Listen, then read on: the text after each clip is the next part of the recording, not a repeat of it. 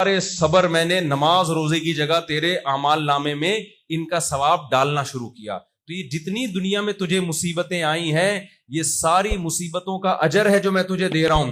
تو وہ شخص کہے گا کاش میں نے زندگی میں کبھی کوئی خوشی نہ دیکھی ہوتی, ہمیشہ ٹینشنوں میں گزرا ہوتا, میں ہمیشہ میں پریشانیوں میں رہا ہوتا. اللہ ہم سب کو بچائے پریشانیوں سے.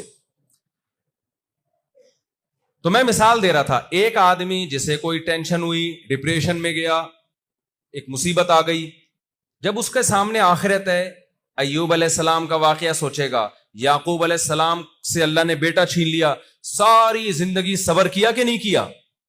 روتے روتے آنکھیں سفید ہو گئی, بینائی چلی گئی, مگر زبان سے ناشکری کا ایک جملہ نہیں نکال رہے. اور کیا کہہ رہے ہیں؟ انی اعلم من اللہ ما لا تعلمون, اے میرے بچوں میں اللہ کے بارے میں وہ کچھ جانتا ہوں جو تم نہیں جانتے. کوئی حادثہ اتفاقی نہیں ہوتا, کوئی مصیبت اتفاقی نہیں ہوتی, خوشی بھی اللہ کی طرف سے, مصیبت بھی اللہ کی طرف سے. ہوا مولانا, صحابہ کو جب جنگ میں شکست ہوئی ہے, زخمی ہوئے, شہید ہوئے, معذور ہوئے, تو کیا صحابہ نے کہا؟ ہوا مولانا, ہمارا دوست کون ہے؟ اللہ ہے. لن یصیبنا الا ما کتب اللہ لنا. منافقین نا غزوہ احد میں بڑی خوشیاں منا رہے تھے.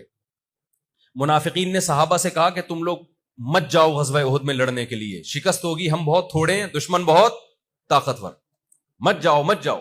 صحابہ چلے گئے, اللہ کا حکم تھا, اور شکست ہو گئی, کتنے سارے شہید ہو گئے, کتنے سارے زخمی ہو گئے. اب منافقین کو مذاق اڑانے کا موقع مل گیا. کہنے لگے ہم تو پہلے ہی کہہ رہے تھے لو نعلم قتالا لاتبعناکم, یہ جہاد تھوڑی, یہ تو خودکشی ہے, اتنے تھوڑے سے لوگ لڑ رہے ہیں, کس سے؟ اتنے زیادہ لوگوں سے. ہماری بات مان لیتے, اتنے لوگ شہید نہ ہوتے, اتنے زخمی نہ ہوتے. تو اور ان کو مذاق اڑانے کا موقع مل گیا. اللہ نے صحابہ کو کیا جملہ سکھایا کہ جب یہ منافقین مذاق اڑایا کریں تو ان سے یہ کہہ دیا کرو, ادھر توجہ رکھیں, ان سے یہ کہہ دیا کرو لن یصیبنا الا ما کتب اللہ لنا, کہ دیکھو ہمیں جو غم پہنچا ہے وہی پہنچا جو اللہ نے ہمارے مقدر میں لکھ دیا ہے. تو یہ مصیبت اللہ کی طرف سے ہے. ہوا مولانا, مصیبت جب دشمن کی طرف سے پہنچتی ہے تو بڑی خطرناک ہوتی ہے, دوست کی طرف سے پہنچتی ہے تو وہ خطرناک نہیں ہوتی, وہ محبت کی چٹکی ہوتی ہے. دیکھو ایک ٹیکا ڈاکٹر لگاتا ہے, چیخ نکلتی ہے کہ نہیں نکلتی؟ تکلیف اس میں بھی ہوتی ہے, پھر بھی لگوا رہا ہوتا ہے آدمی, تشریف پہ لگواتا ہے جا کے باقاعدہ ٹیکے.